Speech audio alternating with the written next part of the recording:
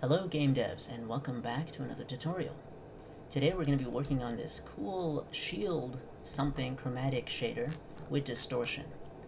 This is the third part of the tutorial. Last time, when we finished, we ended up with something like this, minus the additional post-processing effects, which if I disable you can see it looks like this, and all the particle systems are gone too.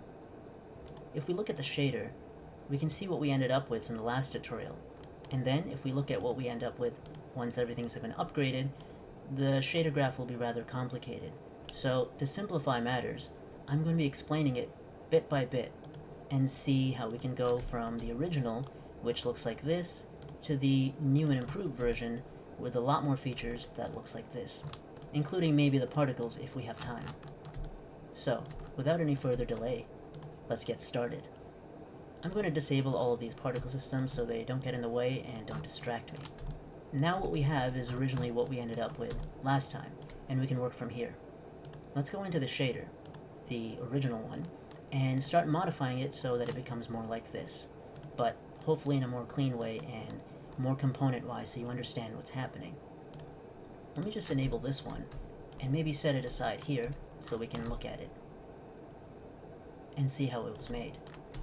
Now that we have something for comparison, we can begin. Maybe the first thing that I'll do is actually upgrade the chromatic aberration. In this one, there's an RGB split that's happening. And if I turn up the light, it might be easier to see. So if I go into the original shield bubble and I play around with the RGB split right here in the corner, you can see what that looks like. In this new one, the RGB split is actually kind of like a blur because it smoothly slides towards the final offset, rather than just offsetting it outright, like you see here.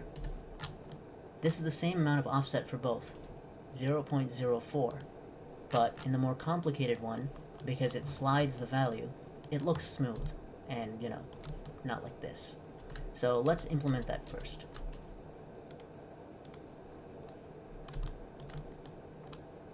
We can see in our shader that the way we did it was with nodes by splitting up the RGB and then appending them with individual offsets for the R, G, and B separately, and then combining them into the actual color that's going to be seen when something's inside or behind the shield surface. To get the sliding, we'll need to go into our code. The reason for that is it can be complicated to set this up inside a node graph, especially since we have a for loop and we don't want to be duplicating a bunch of nodes to get that effect. It's much easier using a for loop, and that way we can specify the number of steps and it's dynamic and all of that advantage. So you only really need this function. It'll be available for you to download because I'm going to provide the source files for all of this. So we don't need to go into every single line, but you can see basically what's happening is that in a for loop, towards the total RGB split, it looks at the progress inside the loop and then slides towards that way, accumulating the R, G, and B as it goes, then averaging it out, and that's what's returned here. So to get this into Unity, we've written this out in a CG Ink file. Once that CG Ink file is saved and inside your folder, we can reference it either in Amplify Shader Editor, which is what I'm using, or Shader Graph if you wish. And it's very easy to do. Just create a custom expression and set this to File, drag it in, and we'll use this name RGB split, and then we just have to set it up so that each individual parameter matches what we have in the function. So we have a texture, 2D UVs, and 2 floats, or uint, for the split and the steps. Let's add them in. So first thing, we'll take the texture, and we'll just call it text. Next, we'll take the UVs, which is a float 2. Add that as well. Then we just have the 2 additional floats for RGB split, as well as the RGB split steps. Okay, here's the texture, the camera opaque texture. We'll pass it in here. The UVs are over here, the RGB split over here, and finally, we have a new parameter that we need to hook up to something public that we can actually see in the material exposed as a property. And we'll call it RGB split steps. And maybe we'll make it from minimum of 1 because we always want at least something to 8. So now we have a slider. And I'm just going to set this to int range so it snaps once it's in the editor. Pass this in, hook this up, and make sure the output is a float 3 because that's what's here for RGB.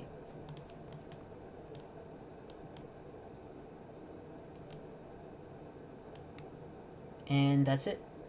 So if we hit save, that should work. Let's try it out. I didn't make this a public, did I? Oh, I did. Ah, there it is. It's at the bottom. Let me just move this up. Okay, let's see what that looks like. So we can split it. Right now it only has 1 step, but if I increase the number of steps, you can see what it looks like. It's nice and smooth. And with a lot of lighting, it can be pretty cool. So we've got that out of the way. In fact, let's just delete all of this stuff because it's mostly just cluttering up our interface and I don't really want to see it. We don't need any of this anymore because everything's inside our function, nice and clean. And that's one of the things I love about using custom nodes or custom expressions. It clears up a lot of the complexity. You could also wrap this up into an actual custom node rather than a specific expression node inside the shader, and that'll make it more reusable across scripts and projects. But for now, this is good enough. And already our graph is looking better anyways. Okay, what will be the next step? Let's look at this one here. We've got a cool outline effect along where the intersection is and also along the edges of the sphere. If I move this over to the geometry, we can see how it intersects, and we can see that it creates an outline around the edges dynamically. See? So let's add those in, and it's really easy to do. We already have a fresnel effect going. Basically, we add another fresnel and clamp it so it becomes something of an outline. I'll show you what that's like. Let's create a fresnel node. And if we were to just hook this up, we would just see something very simple like this. But let's say we introduce smooth step. And let's quickly set up 2 parameters for this, calling it fresnel to remap min, which is a property, going from 0 to 1 with a default of 0, and max, which is also going from 0 to 1, but its default is 1. We'll hook this up, and this won't make too much of a difference just yet. But once I adjust the values, you'll see what can happen. Let's call this fresnel to power. Okay, now we can see something. And if we were to just remap the values, we have a fresnel outline. That was very easy. Pretty cool, right? So if I just wanted to add these 2 things together, that would be enough to get a very simple outline. Fantastic. Unity crashed. Okay, so now that we've added them together, you can see what that looks like, and it's rendering with an outline on the outside. The only problem with this method, with adding, is that you can't have black outlines per se. And I'll show you what that means in a second. So let's multiply this by an actual color. That way we'll be able to adjust the color of the fresnel outline that we've just created. Let me just move this all up here.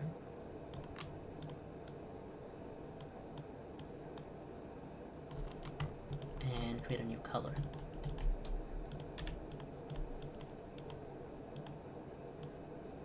And we can hook it up. And we'll call it fresnel to color. And also enable HDR so we can bloom it well. And then that's added to this. Now we can adjust the color of the fresnel itself. So let's say if we wanted something like red or orange or whatever, but because it's additive, we can't really do much and it doesn't look that great altogether. So a better way is to actually use this right here as a mask with lerp. So if we put this here, anything that's 0 will be whatever's in this slot, anything that's 1, where this outline is, will be this slot. Let's make 0 the original, whatever was coming out of the output, and make B the fresnel color. And that way we can get rid of this and just connect it like here. So now the specific color of the fresnel will be exact, and we can bloom that individually, which is a cool feature. Okay, let's save this as a variable in Amplify Shader Editor by using the register node, and that'll keep our graph clean. We'll call it fresnel2.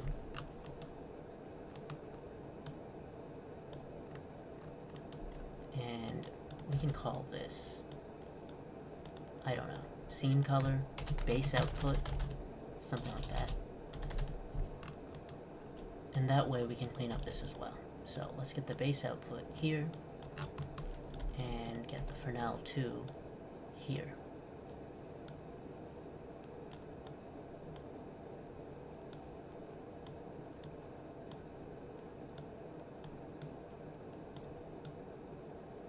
And then we're just going to mix them.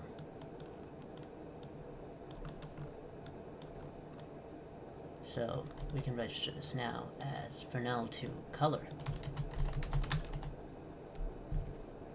Or actually, I'm not going to name it anything yet, because these will be the final outputs, so I'm just going to be combining or chaining them throughout.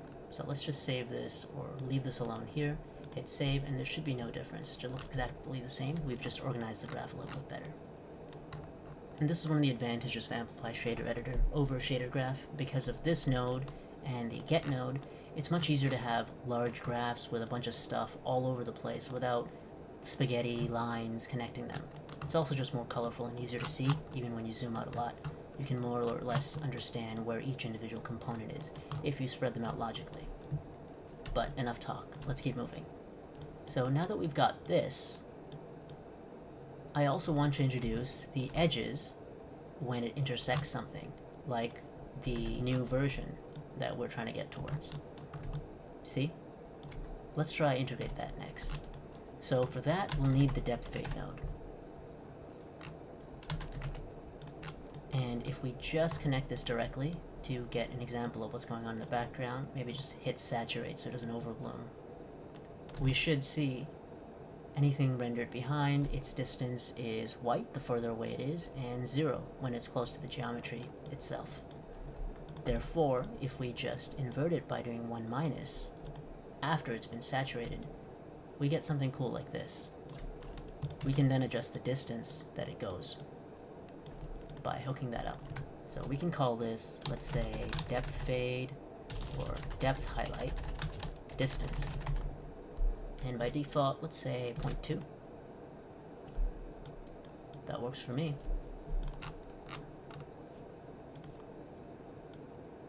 And we can edit this to be very small. Cool, now we have our outline. And similar to what we did with the fresnel, we can also use smooth step and power to shape it. So let's do that right now. Actually, I'm not even going to introduce power, maybe. I think smooth step is just fine.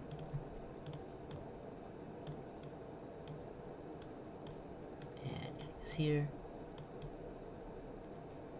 Actually, this should be after it's been 1 minus, so once it's done that, then I can remap it. And I'll just copy these two. Min, max. And of course, I'll rename these to depth highlight.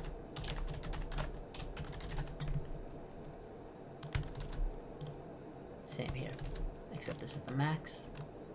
And now that we have this, we can save this as depth highlight.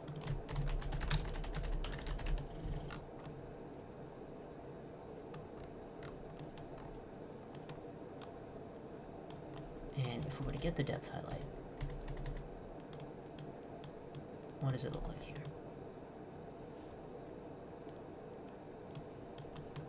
Is the min default to 0? That should be 0, just by default. But not a big deal, so now it's working, and we can adjust the clamp and the distance to make it wider or thinner. So we've got that going on, great. We know that works.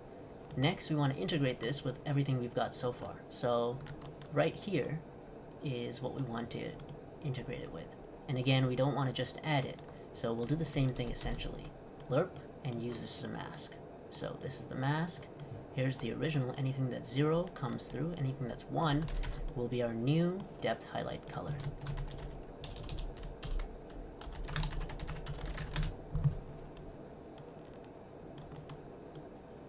Let's give this a spin. Cool. Now we have those combined. And we can individually color the depth highlight as well, if we wanted to.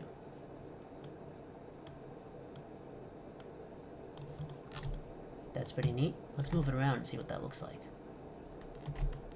It works with scaling as well.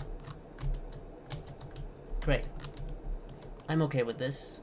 Let me just maybe adjust this a little bit. And this as well. It can also be inverted, which is kind of cool. Not particularly useful for our case, but something to keep in mind. And these have all been messed up, so I just need to order these, because otherwise it's going to be very confusing as we move forward. So min, max. Where's the power? Oh, that's right. We didn't have any, so this will do. And fresnel to color.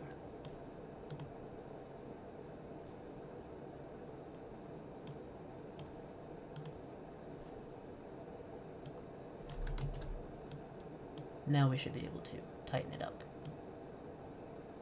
Like so. Okay, this is looking nice so far. Let me just turn up the RGB split and the number of iterations as well. Something like this. No way, that's too much. 0.04. Or 2.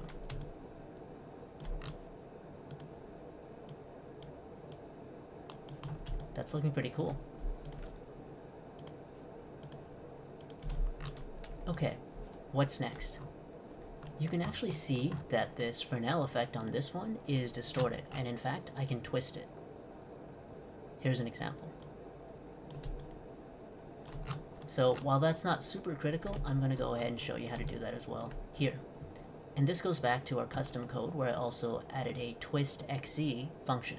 And this is just a 3D twist that'll twist around the Y-axis so that the X and Z will twist.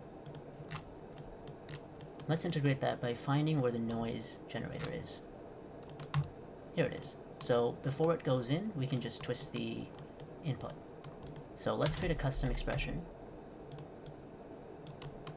and get in our twistXZ function by doing the same thing again. File, shield, twistXZ, and we know that the input parameters are 3D position and a scalar twist value.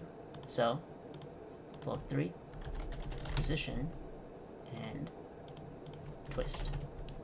Simple as that. We'll twist it after it's been scaled and before it's animated. At least I think that's the correct order. We can always look at this one for reference. But let's keep moving. And the output, of course, should also be 3D because it's the full position again, just twisted. And let's call it noise twist with a default value of 0 because we don't want any twist at all. If we save that, let's see what that looks like and if it works. That looks correct to me. And it wasn't that hard, was it? So again, I'll have that function in the repository. You don't have to worry about copying and pasting or writing it down, but if you want to see it again, here it is along with the RGB split, which you can just pause the frame for. We bypassed it, I forgot. This should still go here, then be passed in. And that way, we can animate it, like an anime. So that's pretty cool. And in fact, in this original one, I have something else going as well, which might be pretty neat. In that it has this vertical noise. Here it is. And it's kind of hard to see, but it adds a cool little effect using Voronoi noise. So if you wanted to do that, it would also be quite simple. You would just sample Voronoi noise with this. So I'm not going to add that because it was very subtle in the original, but it's using the same principle as we just used for the noise.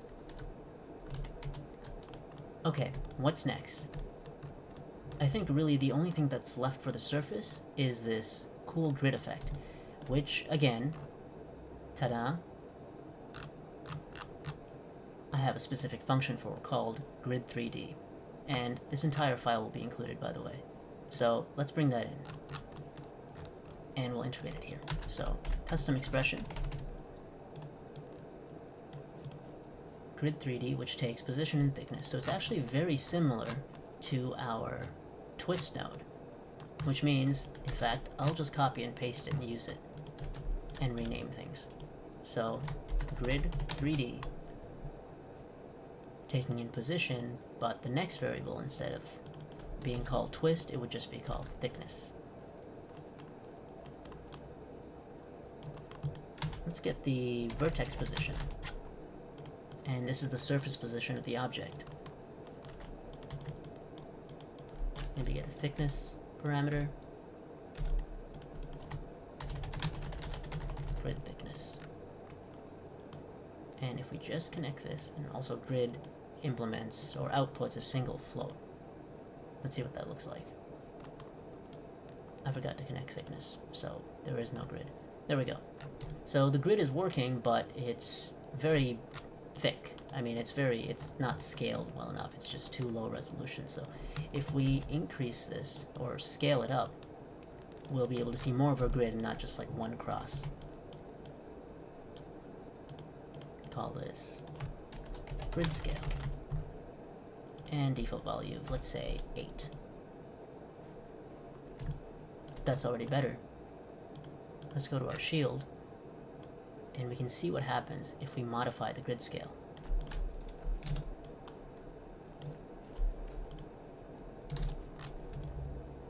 That's pretty cool. So again, same thing, we can use this as a mask if we just register this as grid. Let's call it grid. And again, in the same vein as what we're up to here, create a lerp node. Again, whatever's 0 is whatever's coming through. And then we want our specific grid color, which will be over here. Property, default, white. Attributes, HDR, so we can bloom it. RGB here. And finally our actual mask, which is the grid, which will be passed in for the blending. And we can pass that to color. And that should work. Cool. So if we go to the grid, we can now bloom it up and change its thickness too. Like so.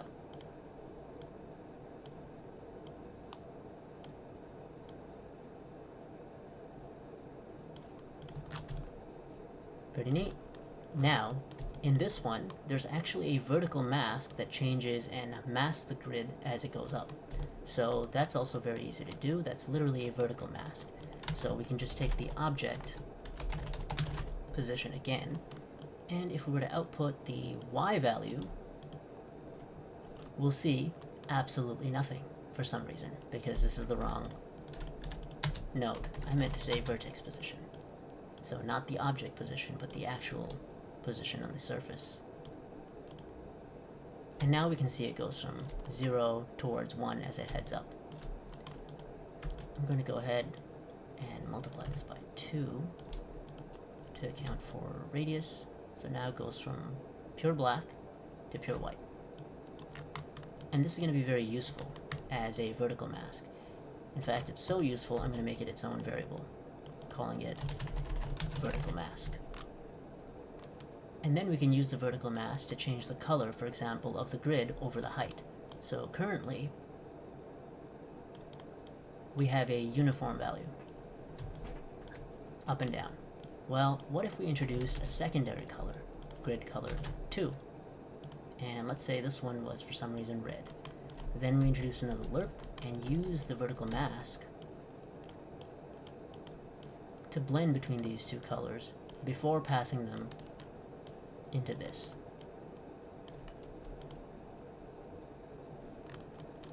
Now we'll be able to have two different colors for the grid, one on the top and one on the bottom, like what you see here. The only problem is we want to be able to control the curvature of the blend. We don't want a linear blend like the vertical mask, which I didn't name correctly the first time.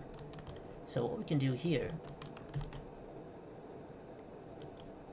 or maybe not here, but rather here, we can introduce additional shaping. So let's say vertical mask goes into power, And of course, we do grid vertical masked power, or let's call it grid color power. Mix power, any of these I suppose will work. It's up to you what you want to call it, but this makes sense to me. And by default, let's say 2.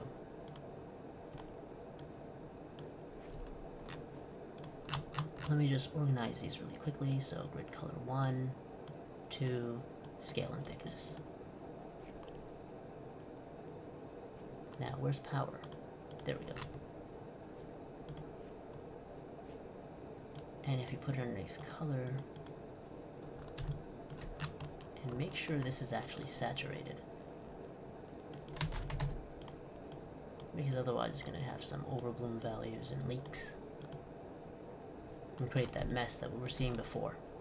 Okay, so now that we have this, let's see if we can mess with the colors. And how about the power? Yep, so we can see it goes from orange to red. Well, we can also make it go from orange to blue. But I don't like this mixing that well, so let's introduce another shaping parameter, or another shaping node. Again, power and smooth step is what I typically use. So if we introduce smooth step, we can once again introduce those 2 parameters for blending. And I'll call it grid power remap min, grid color rather remap min, and grid color remap max.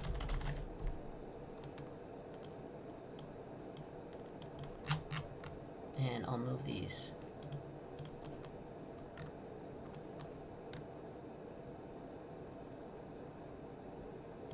down here below power and the colors.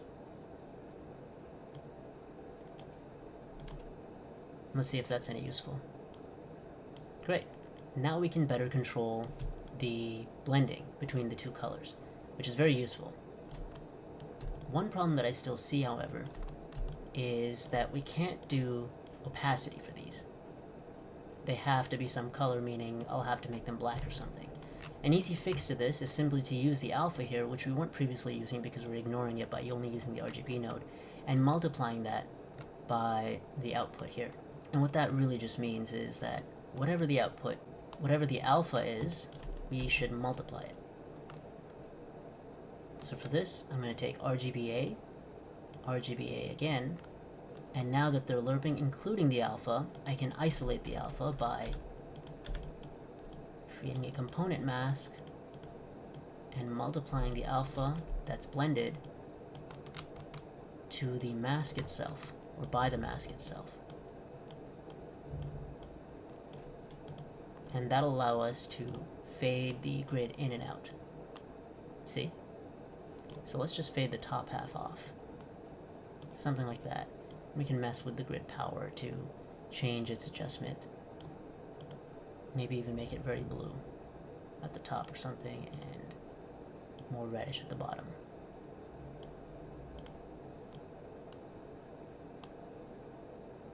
Just an idea. Another thing is that the order of the lerps does matter. In this case, I don't want the grid overlaid on top of the depth highlight, for example, like it's doing right now. Right, I want the depth highlight to always be overlaying this. And that's a simple fix. We really just have to change the order of the blends. So because I want, let's say, the depth highlight and the fresnel to always be at the end, I can simply move them around. So this lerp towards the depth highlight happens after the grid is applied. So the scene base color would be here, and this would actually be here, and this would be here. So if I were to save this now, we'll see that the grid clearly renders behind the blue. And just to make sure, I'm going to go ahead and make this black. See? It's always rendering behind the depth highlight and the fresnel along the edges as well. So that's pretty easy to do. The only thing is, this is obviously getting very complicated. This is just for the grid, so this could be saved out as, for example, what's it using? Vertical mask. So we can call this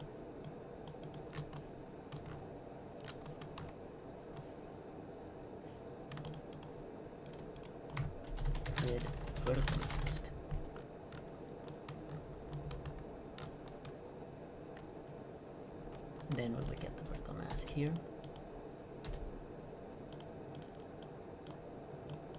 As well as for here. Which, instead of duplicating it, I suppose I could just do this. And I think that cleans up things nicely. So now, we can really just call this colored grid. Or grid, color, and mask. I mean, I'm just being really Wild West with these names here. They're not very consistent, but you get the point. So, grid, color, and mask. Or colored and mask. Yeah, this really makes no sense, and it's not a big deal if I have to keep renaming them, but I'll leave it alone for now. Oh, and this one, of course, too. Okay. That's pretty cool. The other thing would be just the vertical mask if you wanted to do that. So, we'll need to interpolate it in some way. And we'll apply that between the grid and the fresnel, right? So we'll insert it as a layer between these lerps somewhere. So, since the base output goes here, and this is the final, it needs to be immediately after this one. Right here. So, let's move this out of the way. And we'll insert it right here. So, break these apart. Get our vertical mask again. Just the default, and this is unshaped. So we can reuse it. Vertical mask, let's say power. Vertical, oh, that's vertical color, or vertical gradient, I don't know. Let's call it vertical gradient power. And make that a property 2. And if we're just to output this, just to see, we can see what that looks like and how we can shape it. Then we can again use this as a lerp between two colors. So, let's see what we can make here.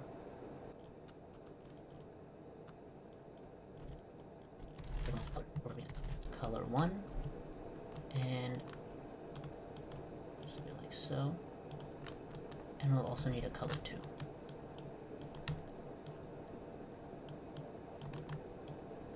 So, color 1, RGBA. Color 2, also RGBA, going into slot B. Both of these are properties, of course, because we need them exposed in the editor. And this will get us a colored gradient. For the vertical mask. Now that we have our color, we can actually integrate using the vertical mask. So, we take vertical mask color. Actually, what would happen here? Because I lost my train of thought a little.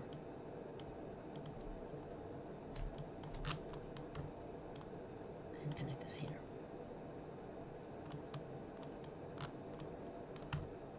Yeah, we're just gonna get an obscene mess.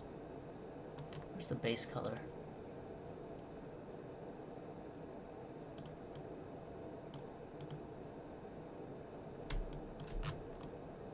Where's the grid?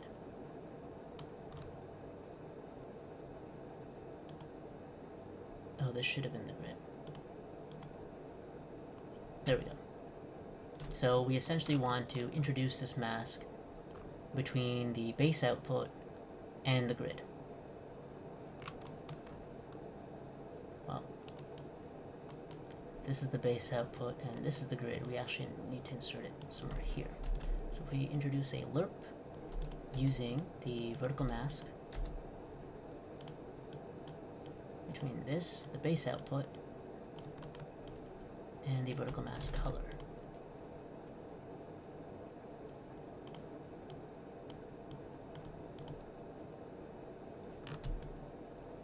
That's better, but we also want to mask out the alpha from this again to be able to control the blending. So let's get this, then multiply by the vertical mask.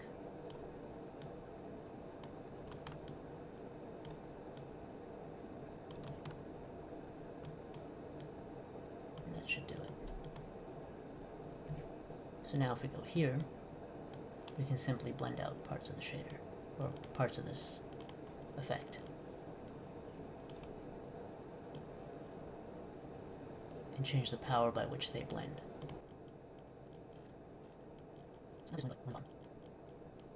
It's actually hard to see what's going on. Let me introduce Smooth Step.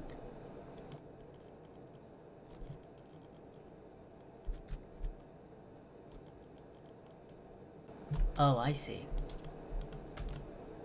This should have been 1 minus.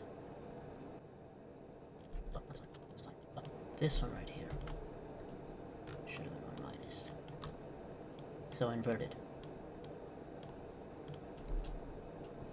Okay, yeah, that makes more sense. And the top color.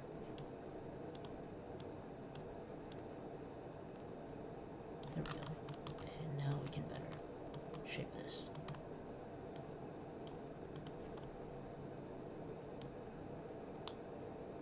There. So, power to here, then call this vertical gradient remap min 0 to 1 and max 0 to 1 with a default of 1. So min, max,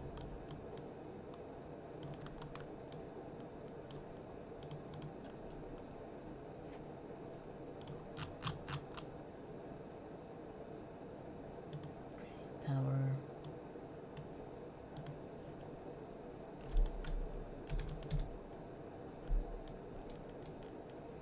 and now we can specifically control and color this.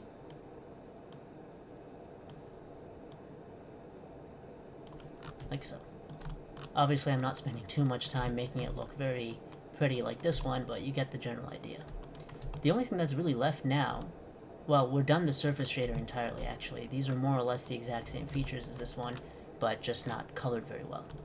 And that's really all there is to that part of it. I think I'll leave this alone for now because it's already been a while and there's a bunch of things that we've done.